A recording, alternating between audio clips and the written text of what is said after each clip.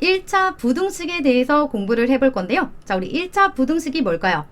부등식이 있을 때 모든 항을 좌변으로 이항 정리 한번 해보세요.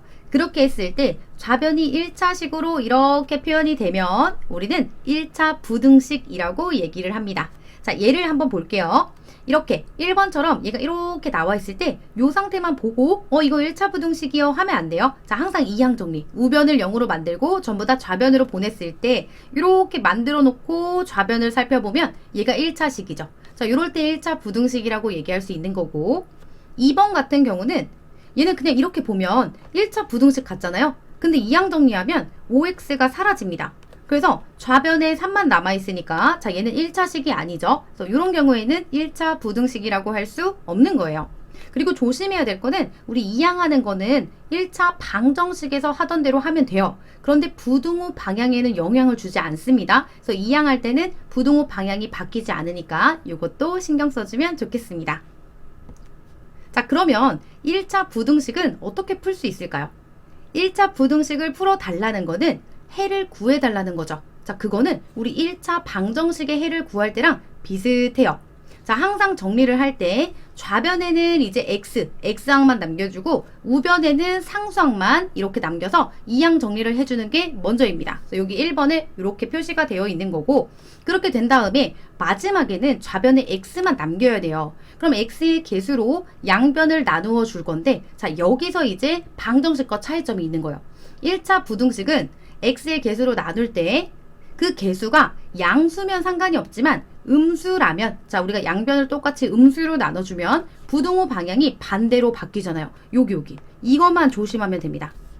자, 그러면 볼게요. 여기 예시에 나와 있는 거 볼게요. 자, 요거를 풀어줄 거예요. 그럼 좌변에다가는 x항만 모아줄 겁니다. 그리고 우변에다가는 상수항만 모아줄 거예요. 얘를 계산하면 3x가 12보다 작다 이렇게 될 거고, 자, 이때 x의 개수가 3이니까 양변을 3으로 나누어 주면 이렇게 되죠.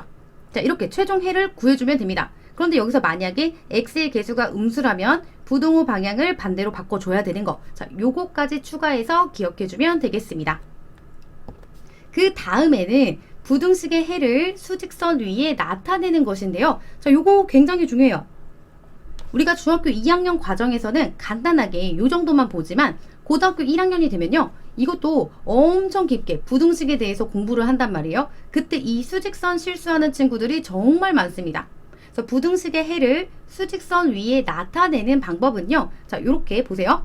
자, 가장 첫 번째, 우선은 등호가 있고 없고 이것만 봐주세요. 자, 1번과 2번은 이 부등호에 등호가 없고요, 3번과 4번은 부등호에 등호가 있습니다. 자, 그럴 때는 어떻게 하냐면 이렇게 내가 숫자를 딱 써줄 건데 그 위에 등호가 없는 거는 구멍을 뽕 뚫어 놓고, 자, 그 다음에 등호가 있는 거는 이렇게 구멍을 채워줄 겁니다. 그리고 나서는 a라는 이 숫자를 기준으로 볼 건데, 자, 이 x 값이 a보다 큰 거 다 된다는 거예요. 다 되잖아요. 부등식의 해는 이렇게 하나로 딱 떨어지는 게 아니잖아요. 그래서 얘를 영역으로 표시를 해주는 건데, 자, 이렇게 수직선을 딱 그려주세요. 그리고 양쪽 끝에다가 화살표로 이렇게 해주고, 자, 여기는 이제 x 값들을 의미하는 겁니다. 자, 여기 x가 쓰여져 있지 않지만 이렇게 x 값들이에요. 그리고 여기 기준이 되는 이 숫자 있죠? 자, 얘를 여기다 딱 써줘요. 그 다음에 x가 a보다 크다를 표현할 겁니다. 그러면 여기 등호가 없으니까 구멍을 뽕 뚫어주고, 그 다음에 선을 가운데로 쫙 올려줘요. 자, 우선 가운데로 딱 올라갑니다. 그리고 나서 x가 a보다 큰 값이 해가 될 거니까 어디로? a보다 큰 수는 오른쪽에 있잖아요. 오른쪽으로 쭉 꺾어주는 거예요. 그 다음에는 여기에 해당하는 애들이 전부 다 해가 됩니다 라고 해서 이렇게 빗금을 쳐주면 수직선 위에 부등식의 해를 나타내는 방법이 되는 겁니다. 자, 한 번 더 해볼까요? 이번에는 등호가 있는 쪽. 자, 요거 4번 한번 해볼게요.